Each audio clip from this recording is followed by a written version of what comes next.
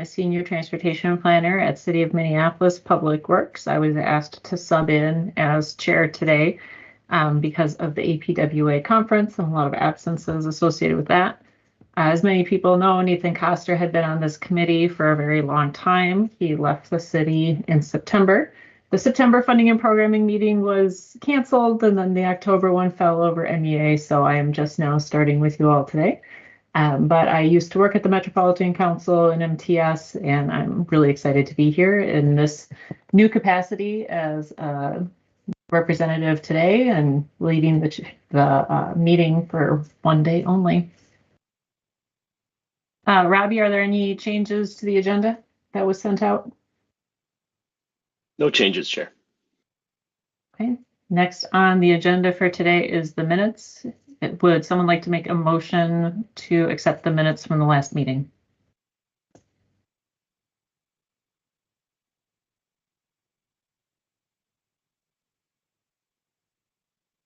Madam Chair, this is Nancy Spooner Walsh. I make a motion we accept the meeting minutes.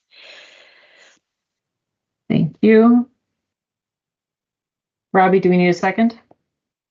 Yes. This is Emily Buell. I'll second. Thank you. Any discussion? Seeing none, Robbie, can you call the roll? Thank you, Chair.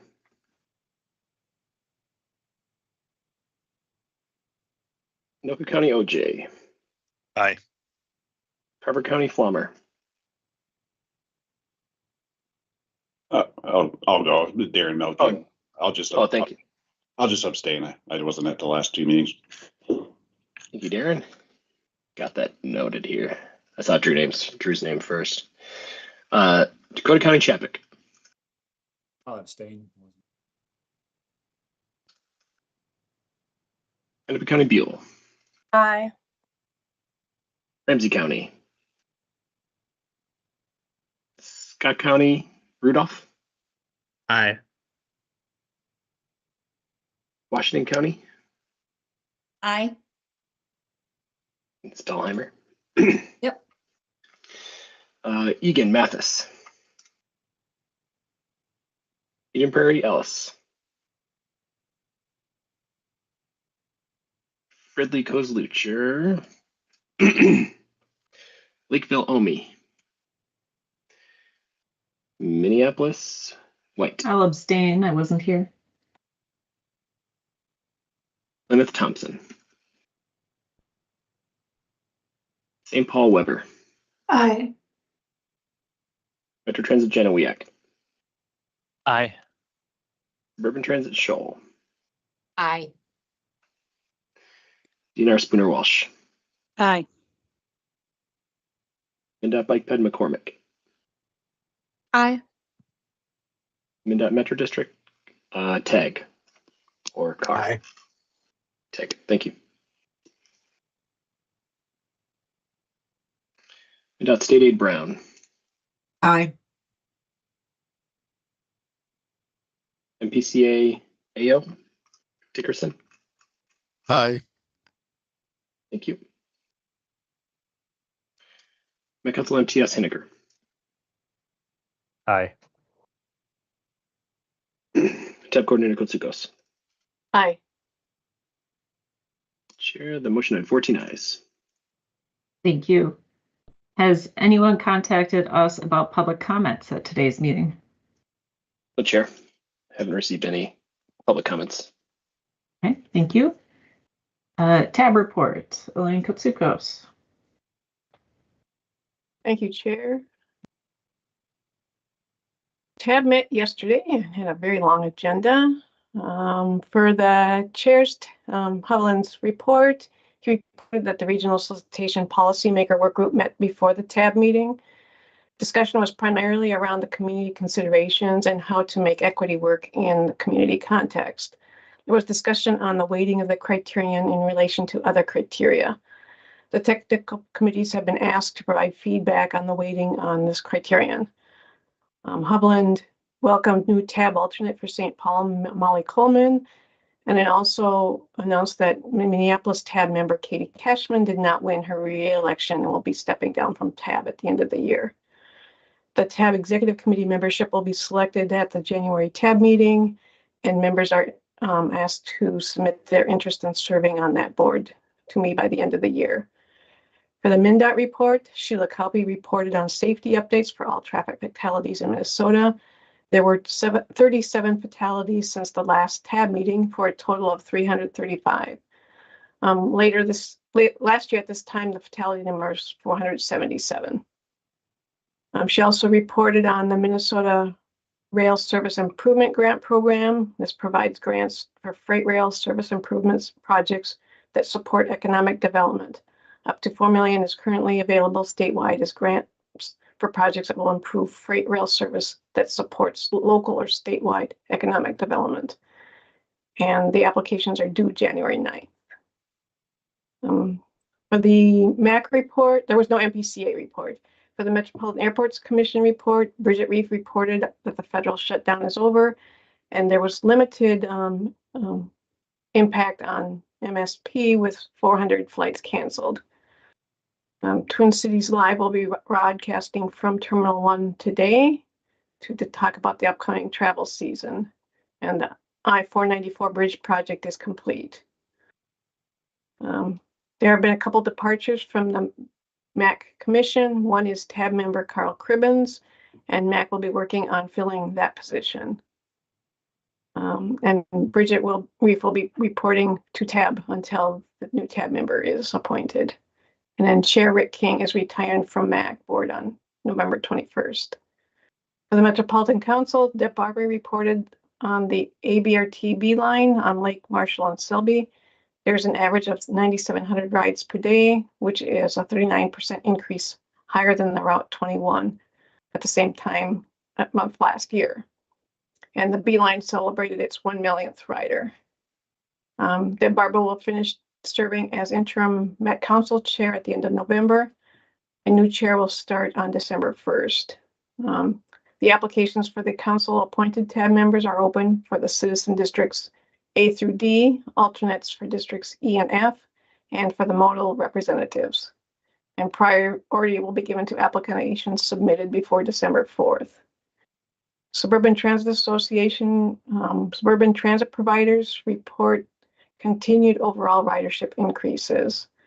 Of note, Minnesota Valley Transit Authority's Connect microtransit ridership was up 35%, setting a new record in October at over 19,000 rides.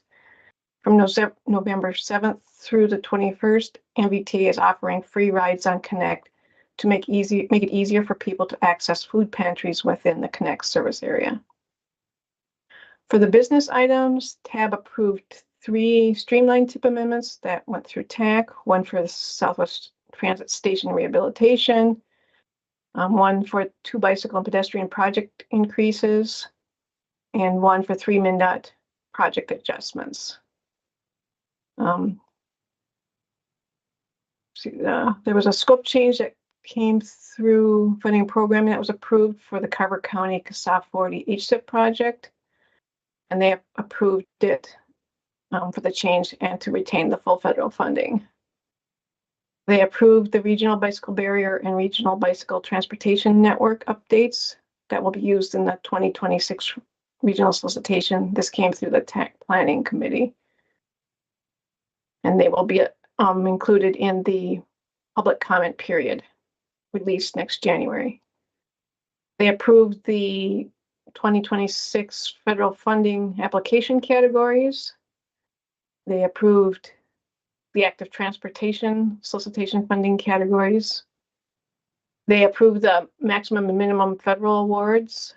The TAC had adjusted the ABRT minimum of 30 million to be a set amount with an exception of if there was additional funding available.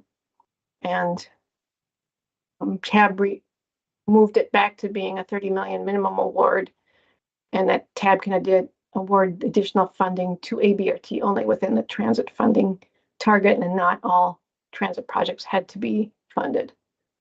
They also added in the minimum or award for 5.8 million for the travel demand management base funding program, which had not been included in any of the information and also a funding award to be added during the selection for the travel behavior inventory. There was an amendment proposed to increase the TDM maximum to $1 million, and that amendment failed. There was discussion on the importance of car share, and there was questions on the amount of funding that previous car share projects received.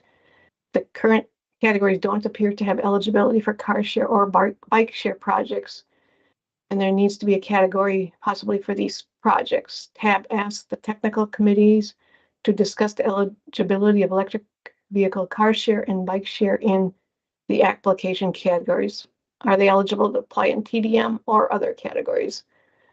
One member mentioned that the bike share was not considered by the active transportation work group because they thought it would be covered under environment. And if they are not eligible under current draft applications, discuss how to revise the applications to allow eligibility. They approved the maximum and minimum awards for the active transportation categories. And they also approved the recommended federal funding targets for the 2026 solicitation with 12% safety, 14% bike and pedestrian, 24% transit, 44% roadways, and 6% environment, which had come through the committees.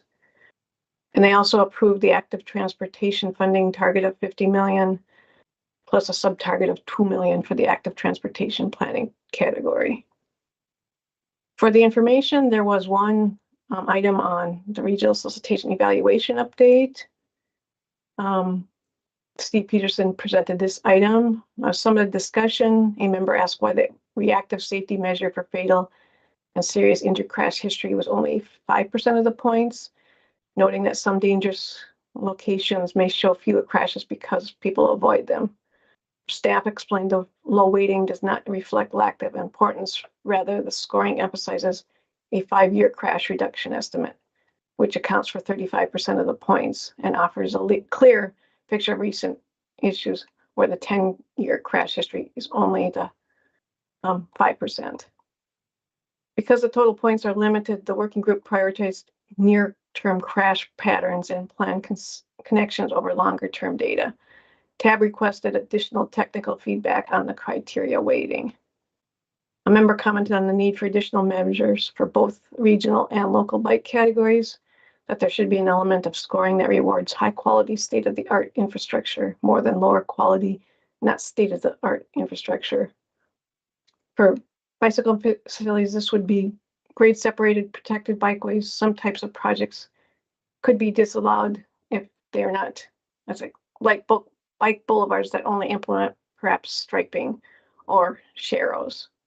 There are no measures and no criteria for that right now. And I think there's going to be some feedback that they are actually included in the measures, or they need to be clarified so it's more clear for our TAB member. And that's my report. Thank you. I think we're ready to take business next. Joe, you're presenting a program year extension request, Hennepin County project on Marshall Street Northeast, I think. Here, that is correct. Robbie's got it up there. So this is a pretty simple one.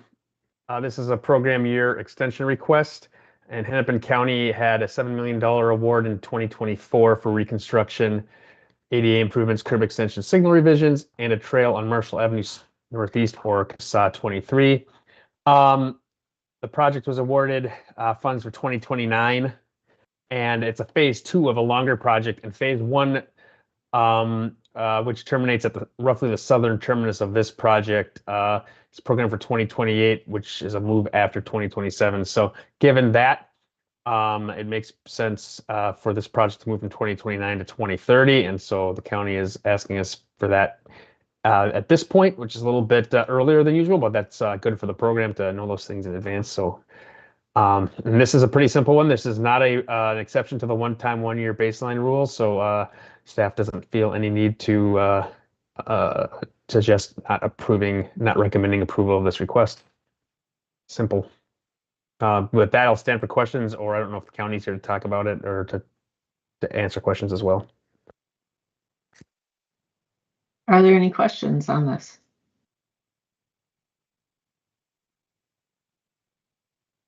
Yes, Emily. Thanks, Chair.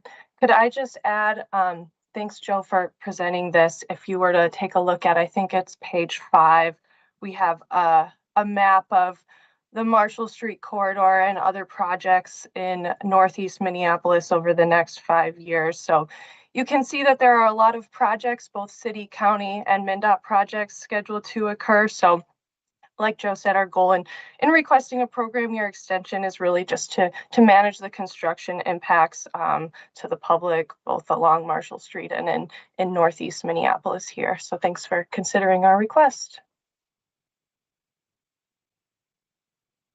I'll just add, as City of Minneapolis staff, I've been hearing a lot about this as well, and City of Minneapolis is very supportive of this work, the whole corridor on Marshall Street Northeast. Any other comments? Colleen Brown from State Aid moves to approve the extension request. Thanks, Colleen. Is there a second? Dahlheimer from Washington County seconds. Thank you. Robbie, you can take the roll. Thank you, Chair. Anoka County OJ. Aye. Carver County Mielke. Aye. Dakota County Chapik. Aye. Hennepin County Buell. Aye. Ramsey County. Scott County Rudolph. Aye. Washington County Dahlheimer. Aye. Egan Mathis. Eden Prairie Ellis. Minneapolis Minneapolis White. Aye. St. Paul Weber. Aye. Metro Transit Genowiak. Aye. Urban Transit Shoal. Aye. DNR Spooner Walsh. Aye. MnDOT Bike Ped McCormick. Aye. MnDOT Metro District Tag. Aye. MnDOT State Aid Brown. Aye. MPCA AO. Aye. Met Council MTS Hinneker. Aye. Sub Coordinator Kotsugos. Aye. Chair the motion at 17 ayes. Thank you very much. That concludes our action items for this month's agenda. We'll now move into information items, turning it over to Tony Fisher and Siri Simmons, talking about the electric vehicle public charging needs analysis. Thank you, Chair. Nice to be with everyone today. My name is Tony Fisher, a transportation planner in MTS Planning. And Siri and I have been sharing these presentations, but I'm taking the one today. So get that up. Yeah, the EV public charging needs analysis is well underway. I'm going to go through a few things today: project objective and approach, project timeline, some background information that we've collected, and our approach to estimating the EV charging needs and gaps for the region. So what we're trying to do with this project is a planning level analysis of the remaining gaps in publicly available EV charging, and then prioritize the part that might be the public sector's role. So really trying to avoid interfering with private sector activities. Along the way, we will engage stakeholders and collect background data, and the project really ends with an interactive online map that shows priority areas for EV charging. The project is trying to do a few different things. Generally, accommodate and accelerate light-duty electric vehicle adoption. Specifically, it can inform a possible regional solicitation category for EV charging. It was intended to inform a charging and fueling infrastructure grant that we received in early January that was put on hold in late January, and we have not heard since then. So far from certain, but we're not giving up hope on that charging and fueling infrastructure grant either. And then we're hoping that as long as we're doing this prioritization work, that it can be helpful to others in the region, utilities, cities, and other people interested in investing in electric vehicle charging. So the buckets of work for this project are collecting that background information, engaging stakeholders in the public, estimating the charging needs and gaps, and then developing that interactive map along with a report that has all the technical background that went into that project. So the project did start in July. We've since made a small amendment to the project to add in some additional scope to look at level 1 charging and curbside charging. Not that it so much helps us inform potential federal funding and how to allocate that, but just as a general strategy that might really be helpful for the region and could lead to future work. So the background information that we've been working on, I just want to set some context. I've broken charging, EV charging into 5 categories here. This project really just focuses on that second and third one that you see highlighted here. So we're not looking at residential EV charging, so really that charging in your garage, that kind of thing.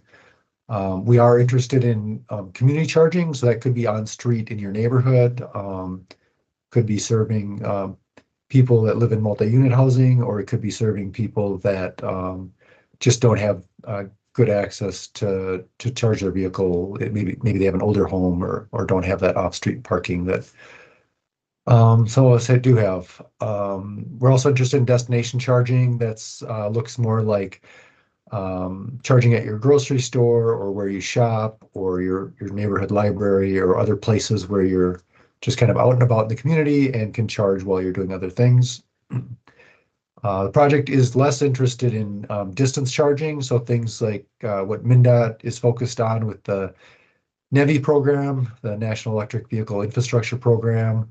They're looking at long corridors across the state, especially starting with the interstate highway system, and trying to place chargers at locations less than 50 miles apart, pretty high-powered chargers where you can stop for a short break, get most of your battery charged up, and then be on your way. So that's not the focus of this project. And then depot charging, you can imagine operators of large fleets have the need to maybe charge dozens or more vehicles in one location overnights or other times of the day. Also not a focus of this study. That's probably more in the private sector's wheelhouse. So really a key part of the background information we collected was dwell times. And what I mean by dwell time is the duration, how long people are parking their vehicles when they're out and about in the Twin Cities. So not at their home location, but when they're at the grocery store, at work, at other places. We got access to some replica data, which is similar to Streetlight, where we get a representation of travel patterns, and we pulled out kind of those dwell times, how long people parked at different places.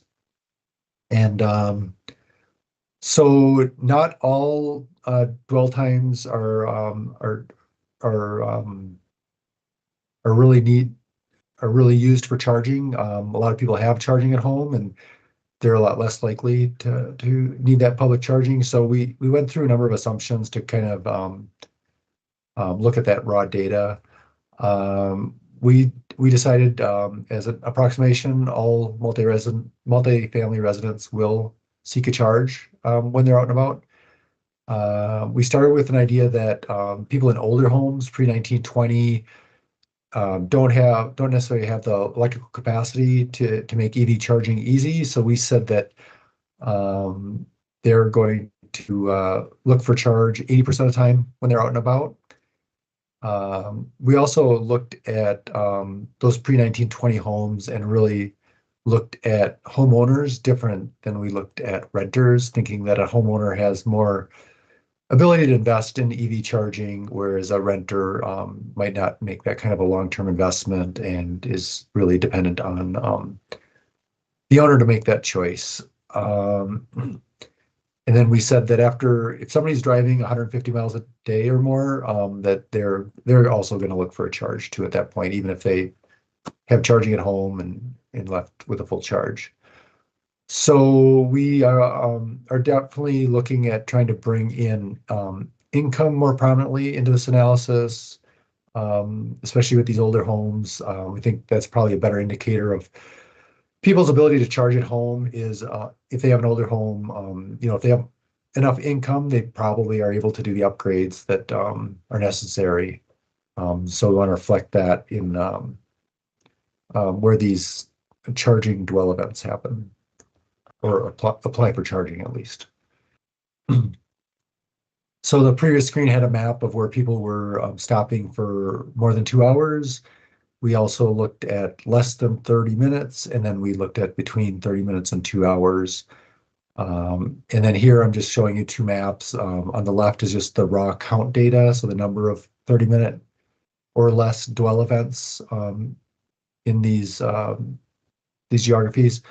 And then we normalize that by acre on the right, so you can just see where that's more common.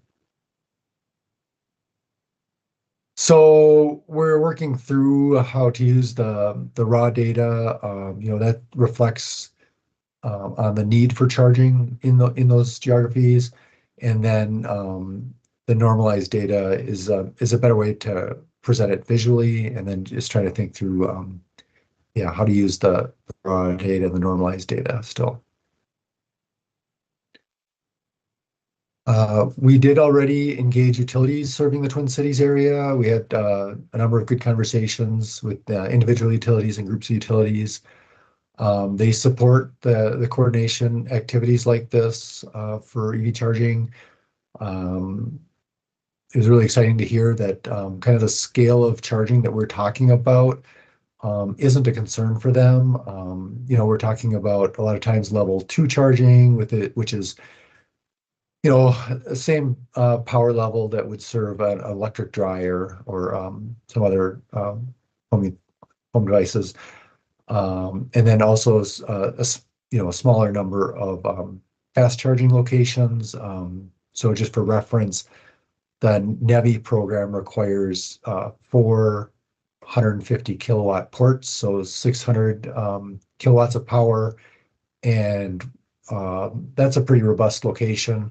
The utilities, up to even 800 kilowatts or even a megawatt, they didn't think that was going to impact their systems very often. They generally don't publicize maps of where they have spare capacity on their system, but they mostly are willing to look at our work and just raise any concerns about locations that we're starting to prioritize. We also asked about the opportunity to install EV charging on their utility poles, just because the power is there, the pole is there. There's definitely some cost savings to be had. However, they have a lot of concerns. They have mission critical equipment on those poles, and it's just I don't think anybody said no, but it's going to be a long road to a yes too. So. Let's see. Another thing we asked them about was load management. EVs have the opportunity to really help the grid because they can be charged when there is excess load, even potentially excess wind or solar. However, they were, I guess, less excited about us trying to pick locations that would serve different times of day, because they're really focused on time of use rates, where they can offer lower prices overnight and try to incentivize people to charge when they want to through pricing. And I don't know if that's that's their interest because that's the tool they have. So I don't know if placing chargers, thinking about this is an opportunity or not, but it wasn't something they were excited about. We're also engaging multifamily residents and historically underserved populations. Before we started reaching out to the public, though, we did some research on work that's been done nationally and locally in this area of and trying to understand people's needs. And so what we found from that was that you know, at-home charging isn't super important. People are willing to rely on public charging. One of the top reasons that people are interested in electric vehicles is the reduced costs, operations, or fueling costs. People are very concerned about personal safety. That goes to well-lit locations, locations with visibility, things like that. People are definitely interested in workplace charging, and they're also very concerned about weather. You can imagine hot summers, cold winters. There needs to be some kind of opportunity to escape that weather, or at least have some protection from it. And then really, multifamily residents are very willing to drive an electric vehicle without access to home charging. So that's an opportunity that's out there that people are interested and willing. So our approach to estimating the charging needs and gaps out there, we identified the existing charging stations. We used a federal alternative fuels data center data set, and then we looked locally at different operators of charging stations and tried to add additional information where there were gaps. I mentioned that dwell time analysis, that's a key part of this. And we'll touch on how we forecasted electric vehicle demand in a moment. And then what we're going to do is really match the charging types to the land use, dwell times, and forecasted future demand. So we're estimating a regional need for chargers, and then we will apply that to the different small geographies in the Twin Cities to get at kind of a prioritization for locations. And then that prioritization is going to be done through really looking at the TPP goals and trying to apply those. So I'll touch on that too. So these are 4 of the 5 goals in the Regional Development Guide and the TPP.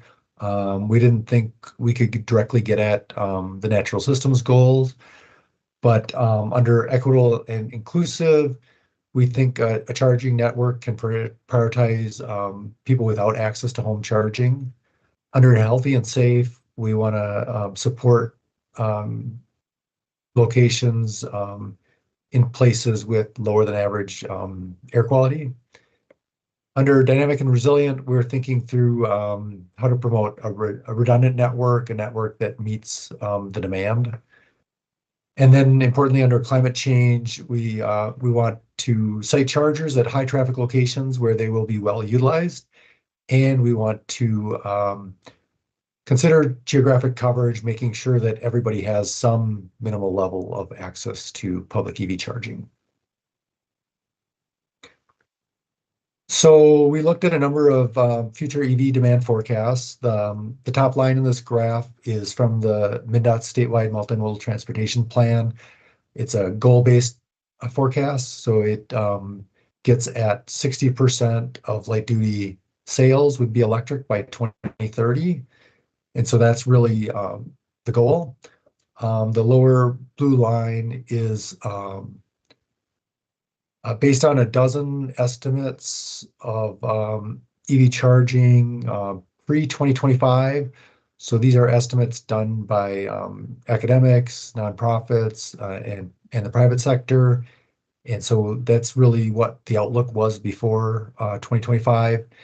And then we have access to 2 forecasts that have been done that reflect this summer's federal legislative activities, and that's represented in the red line. So what we are intending to do for this project to estimate the need for chargers is really average that pre-2025, that lower blue line with the red line, the post or 2025 forecast. We're gonna work towards a vision that's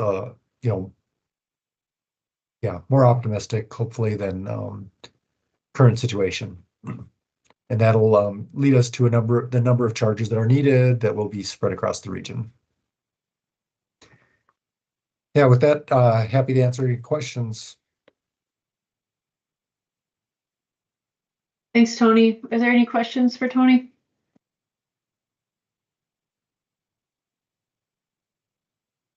Yeah, Maddie. Yeah, Tony, thanks for the presentation. This is really great information. I feel like you made a comment in the beginning about how this could tie into regional solicitation and that EV category in there. Full disclosure, I'm not super familiar with that category and didn't look at that draft application, but could you speak more to like how this work may inform that process? Yeah, of course. Chair members, so the overall project is going to land on an interactive version of these kind of maps. So you can see the kind of the scale of geographies that we're working with.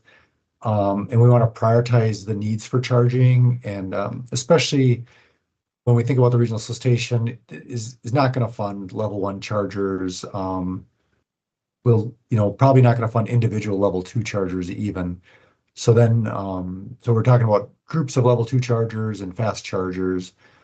So this project will end with an interactive map that looks at the TBD goals and implements as many as possible to prioritize the needs. And the needs is that estimate that comes out of the EV forecast, and then, spreading those needs across the region.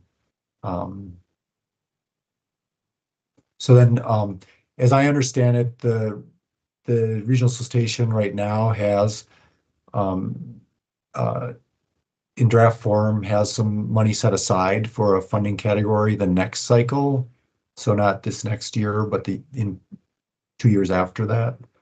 So that would just help. That prioritization map could pretty directly feed into prioritization for applications that come in.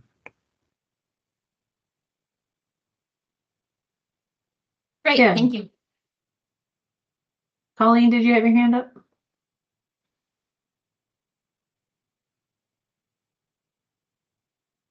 No. Chair, this is Cole. I had my hand up. I had a question, but I think I didn't really have it formulated super well. But I do have a specific question about this, Tony. What's the source of this data? Is it like point data, or is it more by census geography? So the data we have is it's more like point data. I mean, it's trips. So we have beginning and end points.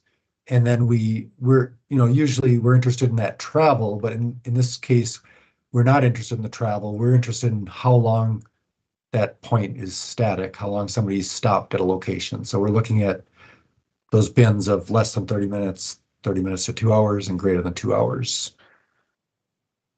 In that instance, I'm just curious if your team talked about normalizing geography more from creating like a hexagon system across the whole region, and then it would help you identify pockets within some of these larger geographies. We did talk about it. I'm sorry. I really trying to think through if we've even made that choice yet, for how the results end. But I think yeah, we've definitely talked about it. I'd have to check in to see where we're at on that. That's fine. Thanks.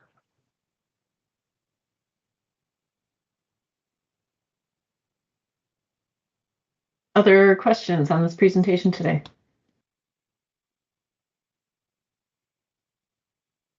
Seeing none, thank you very much, Tony. Thanks.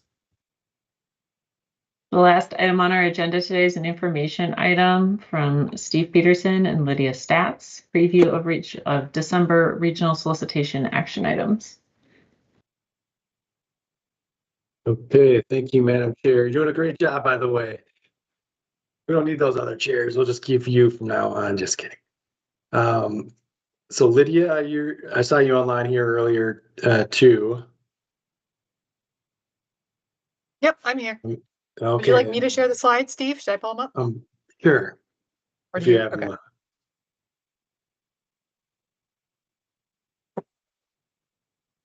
That would be good. So as Elaine mentioned, we did have both the policy work group yesterday and the tab that discussed this item, the regional solicitation. Some were action items, some were future action items, but I think some really good discussion at the tab level, and Elaine alluded to some of that in her opening remarks. If we can go to the next slide, we do have a technical steering committee, of which some of people in funding programming are on that. That'll be Tuesday afternoon. That'll be remote. If other people want to listen into that, be happy to share that Teams invite to other members of this group. Just message myself or someone else at the council, and we can pass that on to you. Primarily, it's the meeting's going to look at the score weighting a little bit, community considerations. There's a lot of discussion about shared kind of, I would say, car sharing, bike sharing, micro mobility, or micro transit, I should say, and where those types of projects and different types of those projects are eligible, ineligible, either federally or through our solicitation. Because one thing to note is we didn't recommend a unique projects category, and that's where some of those things used to land. So those will be some of the topics for Tuesday, and just to let you know on that. So, but today, purpose of today's information item is to talk about December's action items on the solicitation. Next slide. So in October, we had the first 3 items times 2, because we did it for active transportation too. So we had 6 items that came before this committee. Next month for funding and programming, we will have qualifying requirements, application criteria, measures, and scoring guidance, the score weighting, overall solicitation package, and we'll multiply these by 2, so there'll be 8, and maybe even 1 on local match for active transportation. So there might be a 9th one there that comes before the committee. So it'll be a busy December here. Next slide, please. One more.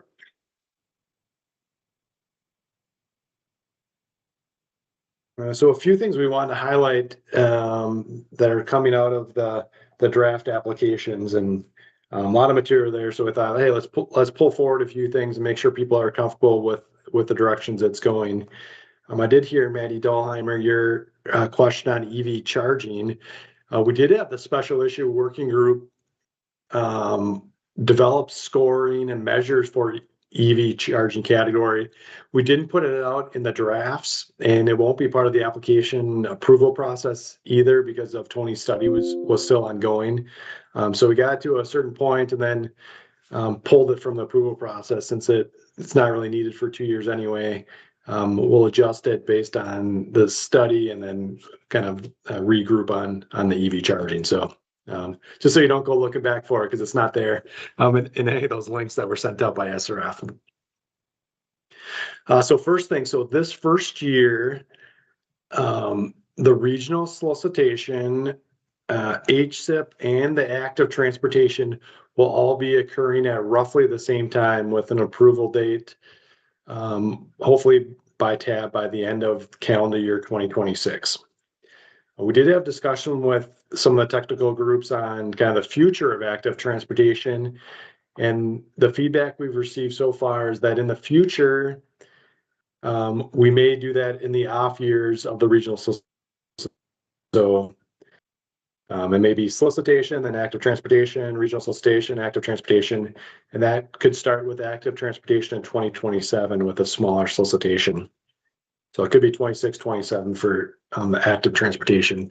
So for this first year, in large part to reduce the burden on the scorers, we put in a proposed rule that says you cannot submit in multiple application categories for the regional solicitation and active transportation.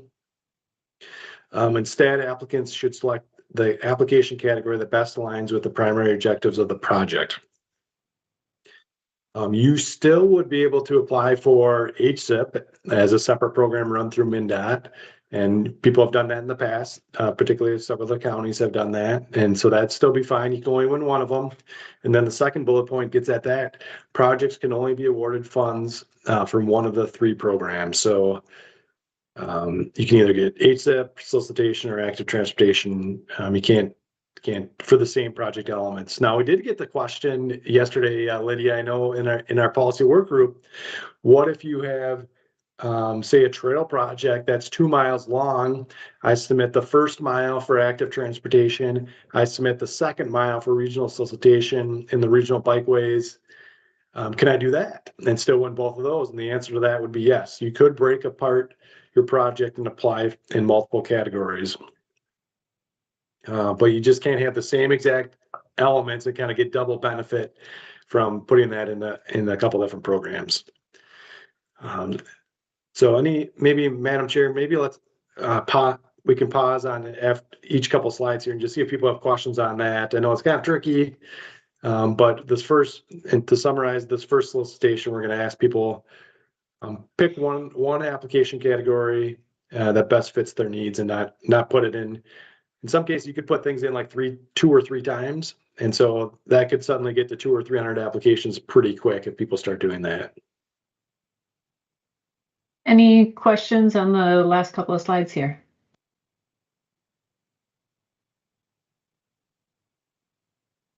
Okay, next slide, Lydia. So one of the new requirements that's going to be entering the regional solicitation, because it was due to a state law change in 2023 related to greenhouse gas impact assessment. At this point, it's the assessment is done at the project level. In the future, starting August 2027, it'll be done at the program level, which might be the entire TIP or STIP for the metro area. But at this point, it's at the project level. And so what that means is that a narrow set of projects, many of which don't apply for the solicitation, but if you are on the trunk highway system and either expanding the number of lanes or an interchange project, you would have to show both greenhouse gas and VMT offsets to get back to essentially net zero on those projects. So we wrote up a requirement that the council and TAB would get a share of those offsets proportionate to how much of the total project cost the TAB is funding through the regional solicitation. So say a project's $20 million and the TAB is paying $10 million of that project. 50% of these offsets would essentially be owned or could first be used by the TAB and the council. The other part would revert back to say Dakota County for their use. Offsets can only be used one time. The one change that we did make after talking to some of our partners was that this was a proportionate share. At first, we wrote it that the TAB would get all of the offsets. But after hearing from a few folks, I think it's probably a more fair way to say it as a proportionate share of the total project cost. So a project applicant, if they had, say, an interchange project, would first detail the local offsets that they would be applying to the project. And then the TAB, through other projects selected in the regional solicitation, could add other offsets to try and get down to that net zero. And so that's the very complicated process that we're trying to implement. And this is the rule as it's shown in draft form. So Madam Chair, any questions on this one?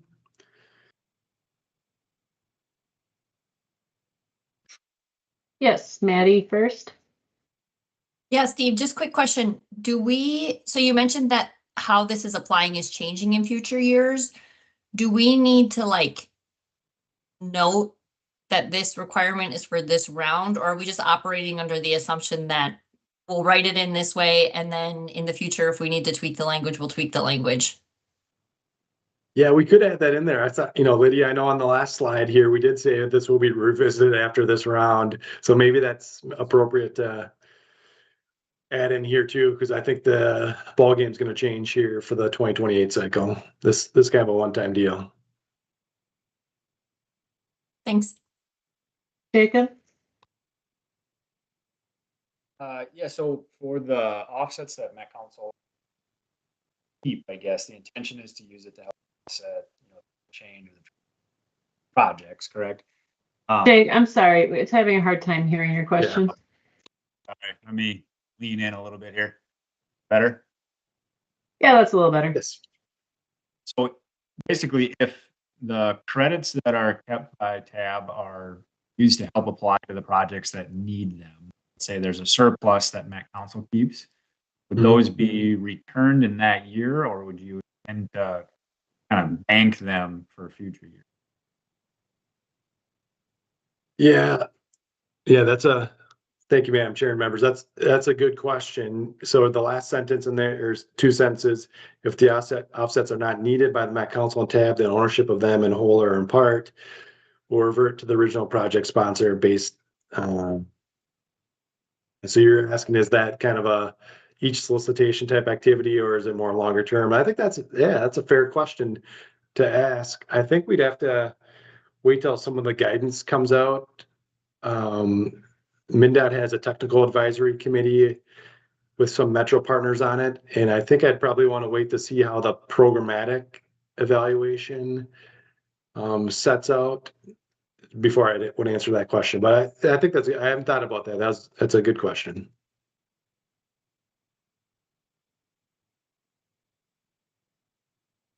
Any other ones on this topic? Okay. Okay.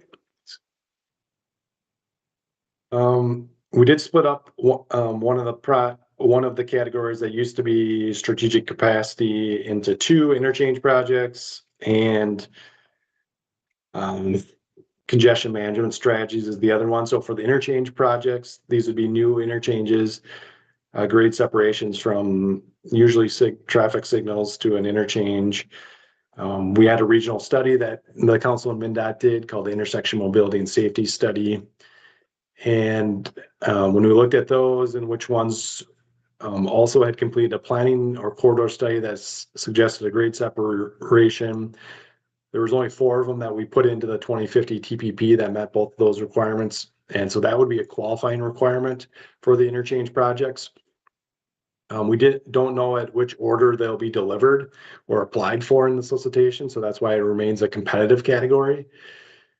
And there may be additional locations that are eligible after they do the planning work, that maybe they were a high priority but hadn't done a corridor study or other planning work to kind of get them closer to be ready to pursue money. So that's the interchange category. So competitive category. Right now, the qualifying requires only four locations could apply for that. Number 2, regional bicycle facilities. So again, we've got the active transportation categories that are called local bike, local ped, and local active transportation planning. This is the regional bike facilities. And so just for the regional, it's proposed that you have to either be on the RBTN, Regional Bicycle Transportation Network. A host of changes just went through TAB yesterday on those. The regional bike barrier study, or in a council-approved regional trail plan. So that's your ticket to apply for those, and then it also feeds into the scoring for just the regional bike facilities. It is not a qualifying requirement, nor is it in the scoring for the local ped and local bike, or planning for that matter. Any questions on either of these two? Yeah, Maddie? Steve knew I would have a question on it. Okay, so the regional bike facilities, those 3 types being a qualifying criteria, is that then changing? I think it's the first scoring metric about how those 3 different items are being scored. Like in the previous draft, we saw it was like tier 1 alignments were 1 score, tier 2 alignments were another, and the regional trails were a third. Is that also changing, or what can we expect to see with the next round? Yeah, thank you, Madam Chair, and Maddie, for your question. Yeah, that is in the first scoring measure. Lydia, I've just pulled it up here. I don't know, has anything changed on that? You might have to remind me. No, there are no proposed changes for this next round. Maddie, we have gotten some comments. I know that you've put in comments about the relative scoring of those different tiers, but we're currently not proposing any changes as the scoring reflects kind of Met Council's priority level, I guess, to build out those networks. Okay, thanks for that information. Yeah, I see. I'm looking in the draft documents. It looks like yourself and a few others commented on that specific point here. So yeah, there's a tiering that goes from 30 points to 0 points based on the length of the project that is on like an RBTN alignment, and some kind of cascades down from that. Is how I would, in short terms, describe it. But okay, so when that comes out, so that will be an item that will come out with the full applications a week ahead of the December funding programming meeting too, so people can pay attention to that if they want to comment on it. Okay, next slide.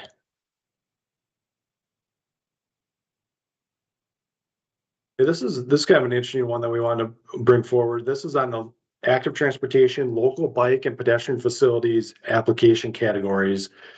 Like most of the other categories, projects must exclude right-of-way costs. However, projects funded with active transportation funds are eligible to include costs for studies, preliminary engineering, design, or construction engineering.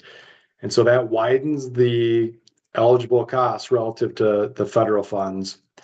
And I think it was an attempt by the active transportation work group to make it easier on local applicants, including small cities that haven't applied too much in the past, to get these projects completed without having to come up with a lot of money, including, and no local matches proposed at this time too. The planning category, again, there's a $2 million target for active transportation planning. Minimum award $0, maximum award $200,000 for planning studies. And we're suggesting that the applicant must not have completed an equivalent plan in the last 10 years. So you can't update a plan that's 3 years old with this money. You got to, it's either a brand new plan or it's got to be an older plan that you're updating. Those plans aren't really meant to be like a corridor plan or for a singular facility. It's meant to be more at a citywide scale or other sub-area wide scale to help prioritize projects for future, hopefully application to the program for either active transportation, bike, or ped. Okay, next slide. Oh, I tried to get past that slide. Couldn't do it. Madam Chair, back to you. Oh, back to Maddie. You tried to go fast. Yeah. I think looking at the slides, I think this is my last comment for a lot of slides. So for the local bike and ped facilities, certainly support excluding right-of-way. I feel like that would get really messy in terms of what these funds are paying for.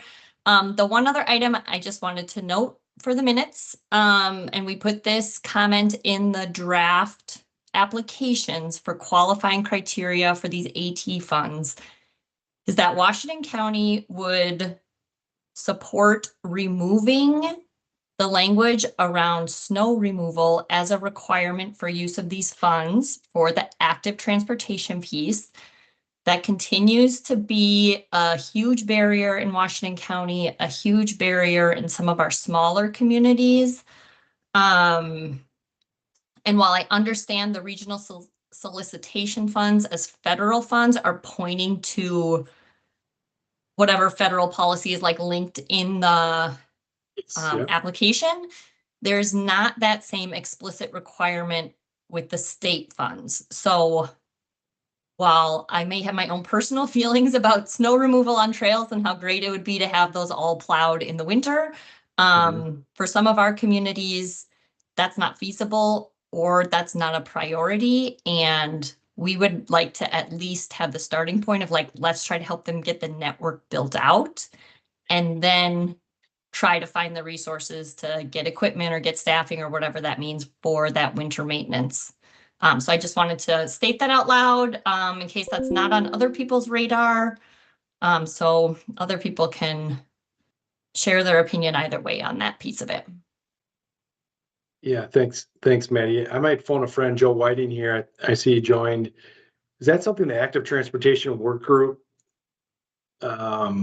discussed at any length? Do you remember that, about that snow removal being for all projects or just the federal projects? Do you remember?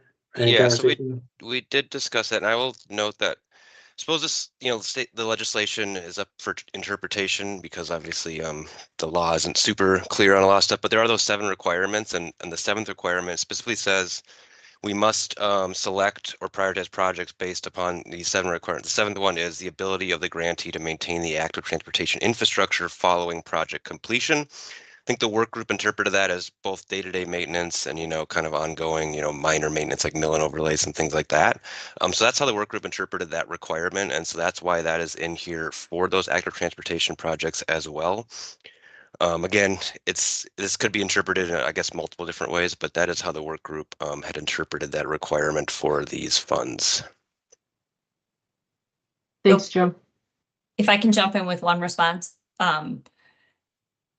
I guess the counterpoint to that point, or like to that interpretation, is like no other category dictates to the local agency what maintenance practices need to occur. So that's just kind of what we're leaning on, and kind of our interpretation of maintenance includes maintaining the infrastructure, doesn't necessarily include seasonal. So just want to get that out there. Thank you. It feels like maybe that, Lydia, is a topic we can bring to the technical steering committee on Tuesday. I know that's over the years that's been a very sensitive topic, like about the maintenance and the snow removal, and every year I know people want to talk about it. So that's maybe a good thing to bring back on Tuesday. Yep. And if I could just add on to that real quickly, Steve, because that was a comment, Maddie, that we saw. So we are going to be looking at that language and clarifying that, because currently, as it stands, we're not requiring counties or agencies to commit to that snow removal. We're asking for information on your snow removal and year-round maintenance policies. So we're going to be trying to clarify that language, because we understand that there's, for instance, there could be a pedestrian project, sidewalks, that many municipalities don't clear their own sidewalks. It's up to the property owner and that sort of thing. So it gets tricky. So we're going to try to clarify that language to be really clear about what we're asking. Okay, thank you. Yeah, Lydia, I think you're taking it from here, right? Sure. So I'm going to take us through, thank you for that, Steve, for the qualifying requirements. So one of the other actions that we're going to be bringing forward in December is just approving the criteria, measures, and scoring guidance. And I say just approving those, but this is a meaty one, right? That almost, this encompasses most of the content of the application. So you will have those. I'm not going to go through everything here today because, like I said, it's just way too much to fit on a couple slides, and you will have those to review ahead of time in the packet. But wanted to go through a couple of the key changes and updates that you are going to see and kind of get a chance to discuss and clarify anything ahead of time. All of the criteria, measures, and scoring guidance that you're going to see and have seen already in some form were drafted with assistance from those special issue working groups, the technical steering committee that Steve noted, and MTS staff, with overall 100+ people involved in helping craft these applications over the last several months. Those applications, we should have updated these slides. The applications did undergo a second review by technical groups. That is now over, and we are reviewing the applications to address those comments that we got from those technical groups. And a major goal of this project overall was to simplify. We heard a lot of feedback earlier in the process that the regional solicitation process applications were complicated. There were a lot of measures, a lot of criteria, a lot of things to address when you're going through the application. So that was really something that we tried to address at every step of the way, overall reducing the number of measures and simplifying the information that is requested. All the criteria that were developed tie directly back to that transportation policy plan goals. So we really went through and made sure that there's a clear tie to the TPP.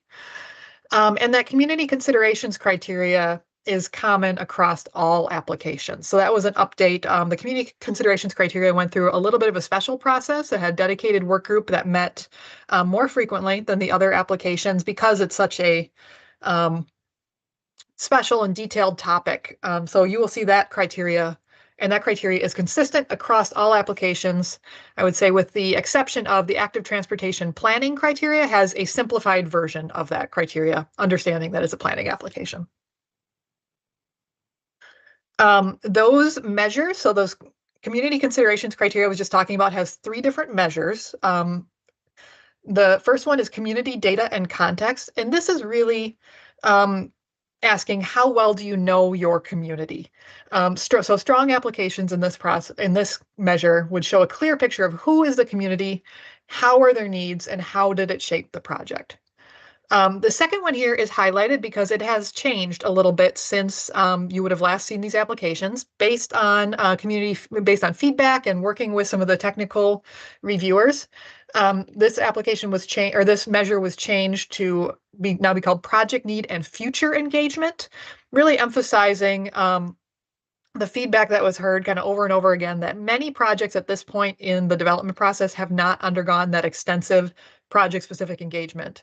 So it's really focusing on future, but also tying back to make sure that that project need comes from understanding those community needs and past engagement. So you have to show that community voices have somehow guided the project's direction to this point, and then also discuss future engagement. And those community benefits. Those projects must deliver meaningful benefits to nearby communities and reduce harms. And there's a little more detailed information on this throughout, but maybe we'll pause there and just see if there's any questions on, let me make sure I don't have another slide on this. Oh, sorry. Before we do that, this is just an example of the project need and future engagement. This language has changed, like I said, since the last time you saw this. So it's now asking to describe engagement activities that have occurred, how input and feedback from engagement was used to inform the project purpose and scope, and how that community engagement will continue, and with some descriptions and references there to regional policies that really guide this process.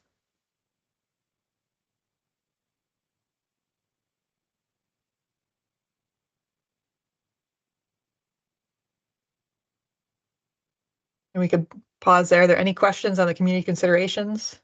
Yeah, Jacob. Oh, sorry.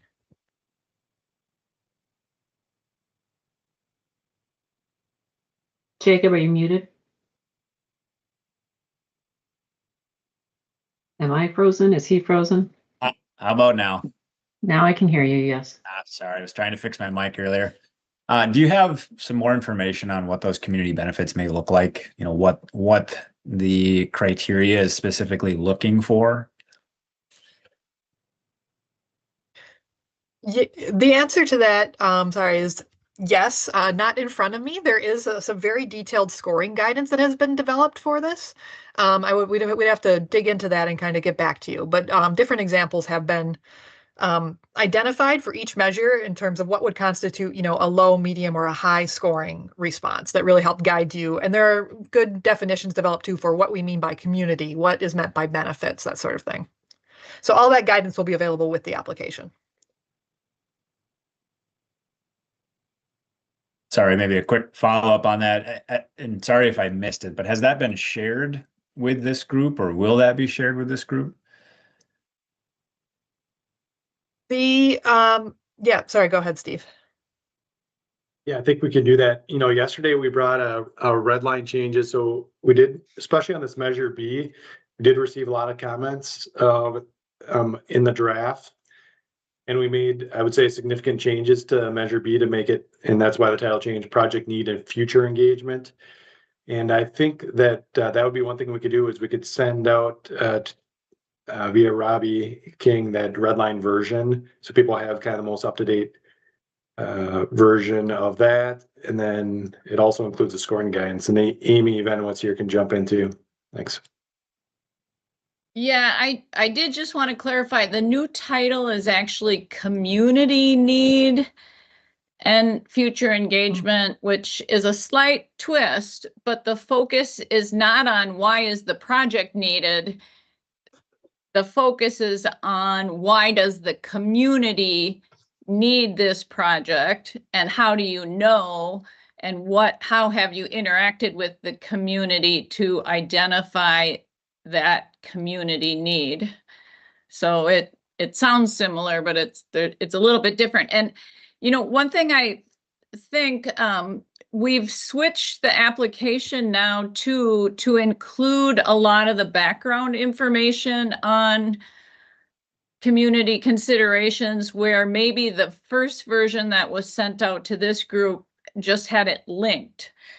And it's really important before anyone answers and addresses the community considerations measures that the applicant read through the background information to really understand the intent, the description of the measures, and the there's a couple definitions in there too.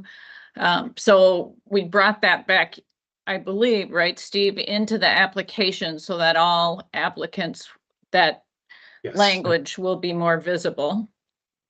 Yes. Yep. Yeah, I just wanted to add that. Focus is on the community here.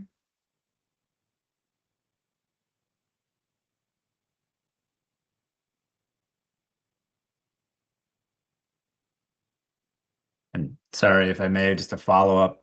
How will this be, I guess, weighted between, the various agencies? Obviously, dense, urban, suburban, rural.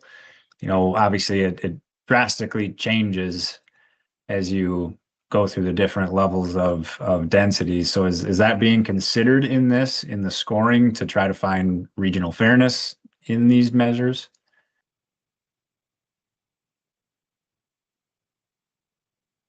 Did you want me to take that? Yeah. Amy, go ahead with that. So the quick answer is the measures are not tied to number of population. Some of you may remember a decade ago when we first introduced the equity measures, you actually got extra points if you had concentrations of low income or people of color populations, but that is no longer true. These measures are really looking at how you as the applicant have interacted with the community. The first measure is, what do you know about the community? Share the community data, share insight and nuances that you might know about the community. And then share how you have worked with them to identify the need for the project and what their input was. And then the third part on benefits is, how do these, how does the outcomes of the project really benefit the community, and specifically the communities that are near and being impacted by the project. So we're not considering total population or concentrations of any particular populations, but really we're focusing on the knowledge of the community that you're working in.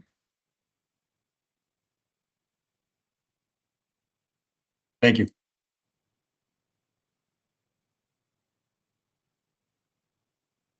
I moved to the next slide because this starts to get into a little bit of that discussion as well, the discussion about how these will be scored. And as Amy said, there's a lot of considerations and a lot of kind of guidance developed that we'll be sharing around this criteria. But current community considerations is proposed to be 20% of the points across all application categories. So every single application that comes in, 20% of those points will come from this criteria. Those measures are scored using 5 ratings from low to high. So again, there's kind of a 5-step low, medium, high, high, and you can score across that, that spectrum. High ratings will be focused only on those projects documenting full use of best practices. So it was shared at some of the meetings yesterday. We would not anticipate that this is an application where where many people are going to score high on all the measures, high, high, high. They should really be, you know, that high rating should really be kind of almost bonus points or, you know, like gold star for those agencies that are doing it well.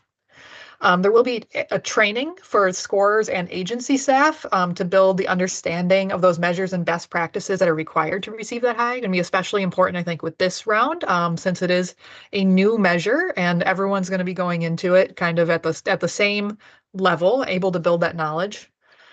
There's also a recommended funding priority as part of the solicitation for projects rated that do score that high, high, high on all 3 of those measures. And the rationale behind this funding priority, I can let Amy jump in if she wants to add anything extra. The community considerations is that reacts to it directly supports the TPP goal, the equity-based TPP goal, equitable and inclusive. There is no application category specific to those TPP goals as there are for the other TPP goals that are part of the plan.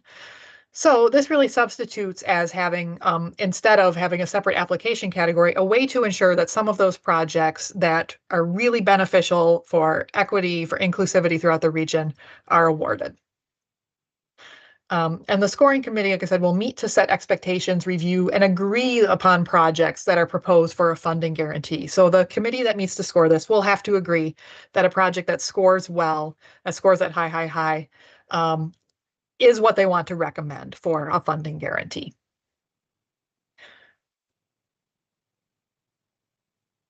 See if that was our last slide on the community considerations. Amy, I don't know if you wanted to add anything that I missed or if there are any other questions on this before we move into the score weightings. No, I think you covered it. We heard yesterday some concerns about the 20% weighting for projects in the safety application categories, and we're having, if any of you are on the safety special interest group, we're trying to pull in quick order another meeting of that group together to get feedback specifically from the safety interest group on scoring and thoughts on weighting for these measures. So that's still being considered. And then the funding priority, we put some options in front of the policy group yesterday, and there seemed to be a desire to somehow limit the number of projects that could receive a funding priority. And I would imagine the final proposal will have some clarification on that so that it's not an unlimited number of projects, but we haven't come up with the final recommendation on that yet.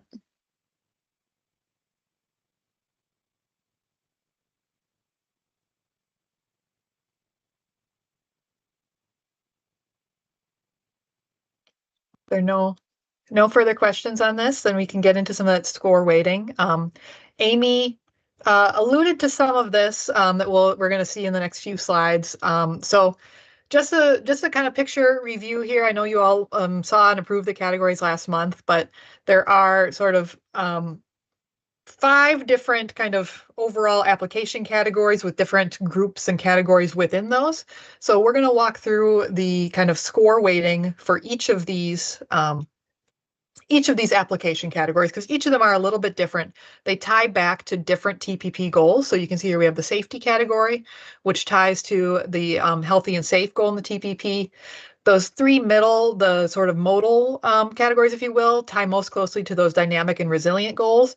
And then we have the environment goal, the environment categories on the end, which tie to those healthy environment goals. So the weighting and the criteria, the measures you're going to see reflect kind of some of those. So we do have them simplified a little bit here in terms of to slim down the number of slides. So in the safety categories, you can see here, if you remember, that's that proactive and reactive safety categories. They vary a little bit in terms of the weighting, but they largely utilize the same 5 criteria, as you can see here.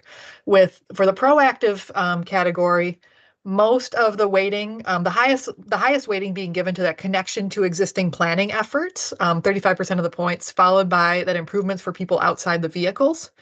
On the reactive side, that highest weighting is given to that expected reduction and system risk reduction in fatal or serious injury crashes over a 5-year period. So that really reflects the difference between proactive, which is a project that was identified in, a safety action plan or something like that you want to advance to this category. And the reactive would be really weighting projects where there is already an identified crash problem that you want to advance and fix.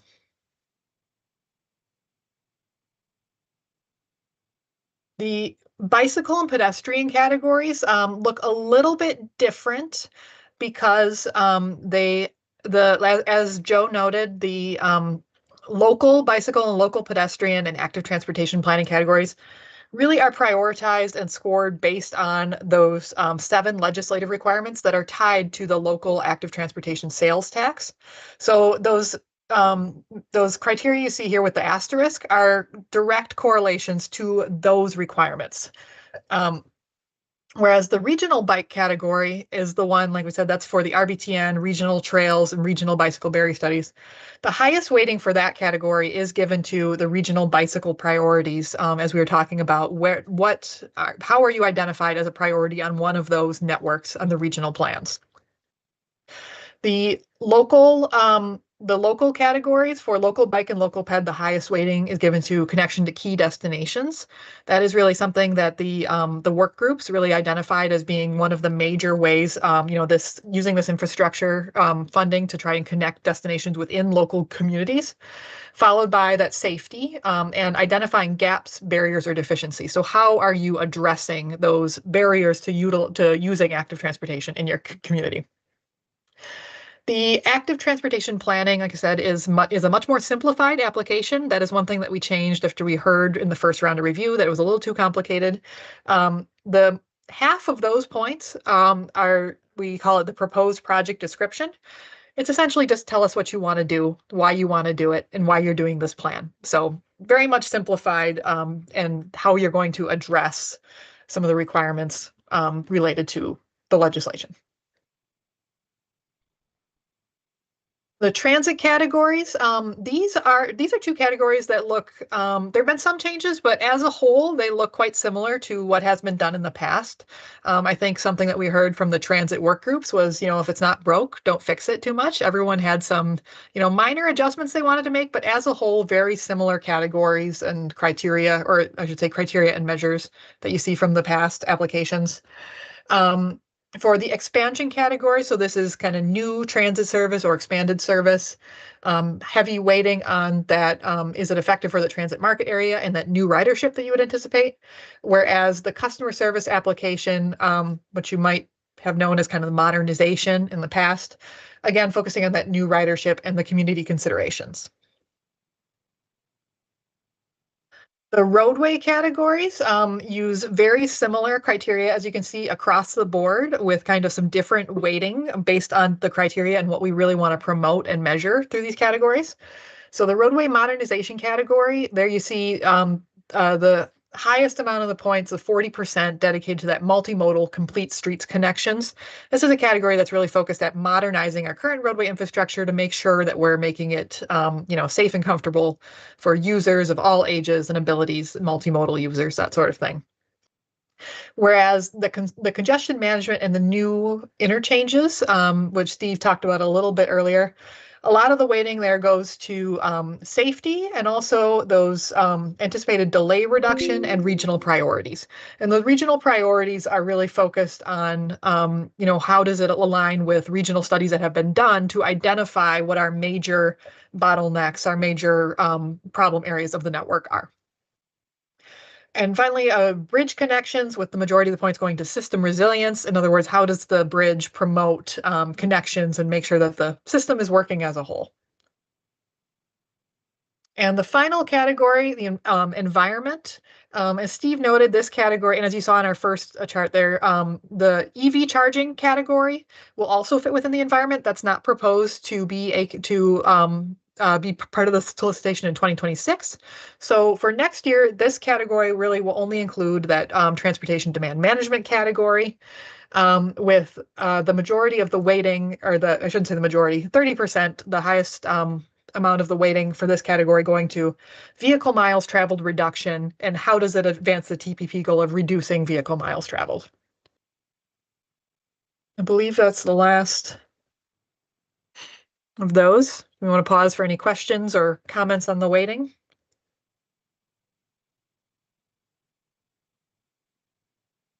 I don't see any comments. One thing I would just say is that when City of Minneapolis commented on this over the last month, I think there was just a lot of interest with the new safety category and how it does and does not overlap with HSIP, and how it does and does not share the same goals with the HSIP application.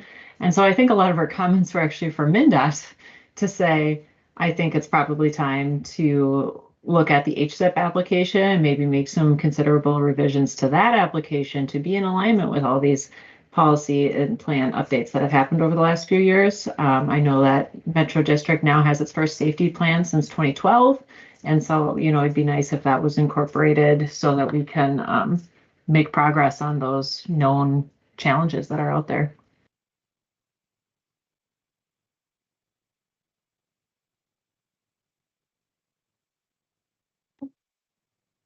Yes, Emily. Thanks, Chair. Just a question on the bridge connections and looking at safety scoring. Just wondering how that, like, my understanding of where we're at for safety scoring for bridges, it's kind of being looked at the same as in other categories. And just wanted to know, we would kind of look at that a little bit differently for bridges. Just thinking about, like, we maintain our bridge and at some point it needs to be replaced. And there's kind of different criteria maybe than we would see for some of the other categories. Like at some point, if maintenance or replacement is deferred, it would have to be load posted. And so that kind of looks a little bit differently to us. And I'm just curious if there's been some conversations around that, or how you've determined, or if you could just speak a little bit more to the safety criteria for bridge connections and how that may or may not be different to the other categories. Yeah, thank you for that. And I should note that the bridge connections is the one that is probably going to be updated the most. We did hear some of the quite a few comments from Hennepin County, so thank you for that, and are taking a look at that. There will probably be an update to the system resilience category, or the system resilience criteria there as well, adding another measure, which was suggested. And we did hear comments, I believe, as well. You said, Steve, I don't know if you have those in front of you, but I know there were comments to kind of streamline the safety criteria or the measures for this application. So we're taking a look at all of that. Thank you. Yeah, we'll bring a draft of what that looks like on Tuesday, the technical steering committee, for discussion on kind of what happens to the points and the measures, and particularly adding one new measure on detour impact, I think is the way it was, the headline there. If this bridge is closed, what's the impact to communities and people trying to cross here, and to businesses, freight, etc. Thanks. That's helpful to hear that update.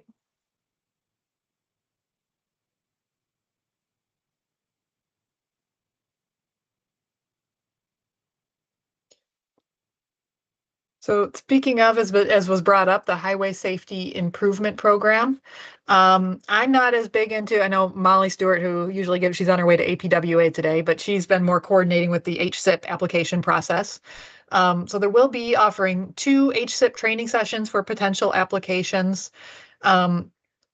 Also added more scoring guidance for improvements for people outside of vehicles to clarify how those points will be awarded, and updated scoring guidance for connection to existing plan, and in general, updated recommended service life to include most recent guidance from FHWA. Steve, did I miss anything here? I haven't been as involved in these conversations.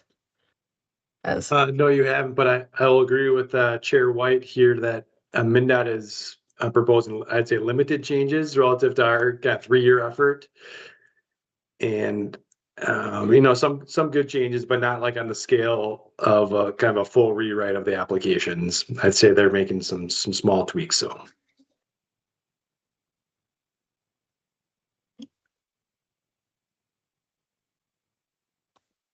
And then a couple updates here on the active transportation. So it's been recommended, there were a couple options based on these new active transportation categories. There were conversations among multiple groups about, should these solicitations be, oh, sorry, I guess we have a slide first on geographic balance. I'll talk about that first. So a big question for the new active transportation funding has been, how should we encourage that geographic balance or geographic equity? It is actually noted as one of the legislative requirements to consider geographic balance equity as part of the funding. So the AT work group, which has really been talking about the use of these funds, took up that discussion.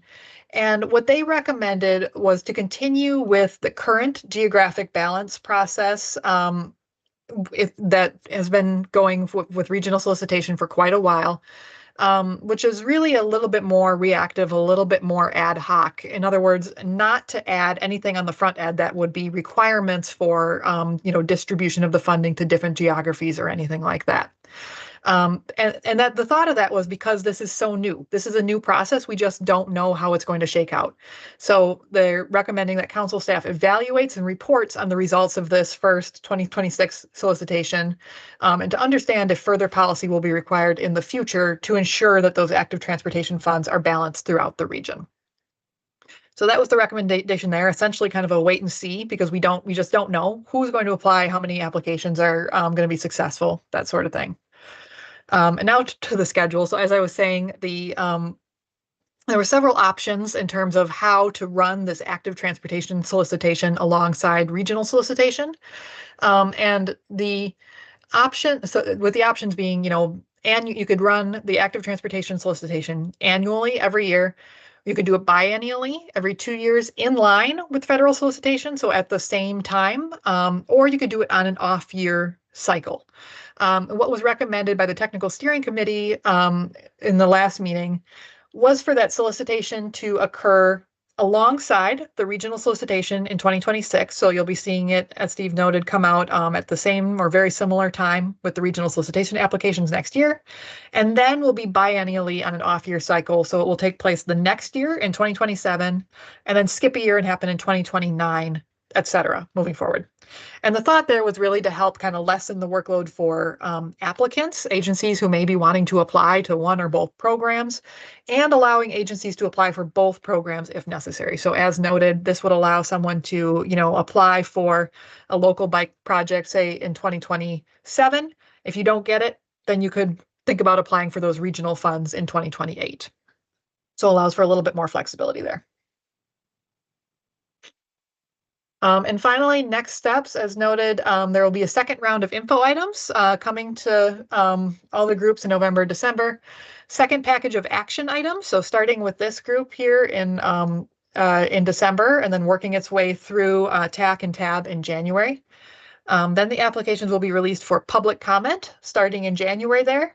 And then you'll see it come back to this group for action items post-comment period in February, with the goal to approve and release the applications in April 2026. That, I believe, is the end of our presentation. Thank you very much. Are there any last questions on this information item?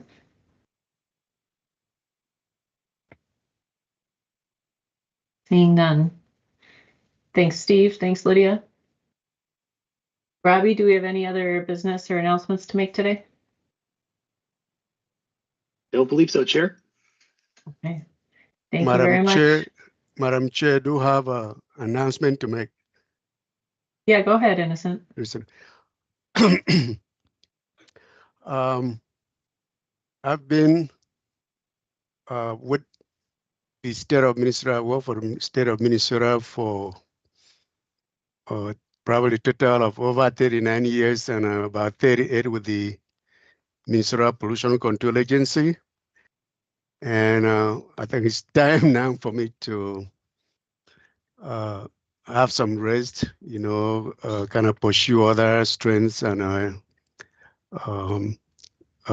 other fun stuff. I've worked with the committees at Met Council, the Technical Advisory Committee, the TAC planning, funding and programming, and several other task forces and work programs that we've been doing together. And I really appreciate it and honor all those things that we did to improve environment and improve transportation for the state of Minnesota. So I just want to announce that I will be retiring. My date now that I said is about January 12th of next year. But I will be continuing to attend continue with my programs and projects till that time. At this time, we working to find my replacement. I don't know when that would be. So it's been fun for all these years. Well, thank you very much. Congratulations, Innocent. What an incredible milestone. Thank you. I'm glad to hear it and looking forward to hearing about your future plans. And I hope you'll also share with Met Council staff any celebration that you might have at the office or outside of the office so that we can celebrate with you. Okay. Yeah, we'll do that. Yeah. Any other major life-changing announcements that the group would like to make? Right now, I'm working on my second daughter. Her name is Sini. Is getting married next August 15. So we're planning to have a traditional wedding. In Nigeria, they have this is a culture. They normally do like 2 weddings. The first one is the traditional marriage that involve the tradition of Nigeria customs and outfits and how the wedding is done over there. So that will be done on August 15th next year, 2026. And then after that, there will be another reception and church wedding. Some people call it white wedding. That will be in Houston. That is where the fiancé grew up. A fiancé used to be a orthopedic surgeon at Mayo Clinic and also medical director for Timberwolves. But he just got a new promotion to be the chief of sport medicine at UT West Medical Center in Dallas. So my daughter has a master's degree in nursing too, so she'll be working there at the same medical center. So right now, working during the planning, we've hired 2 wedding planners, trying to get lists of addresses, phone numbers, contacts, everything to start sending out or save the dates, So that's what is going to keep me busy. It's a huge undertaking. Absolutely. Yeah, it's really fun working with all of you, and it's been a long time. I couldn't believe it that I'm almost getting to 4 years. I can't believe it. That's great. So, yeah. Well, thanks everybody for joining us today, and we'll catch up next time. Have a great day. Thank you. All right. Thanks. Congrats, Innocent. Thanks. Thank you. Okay.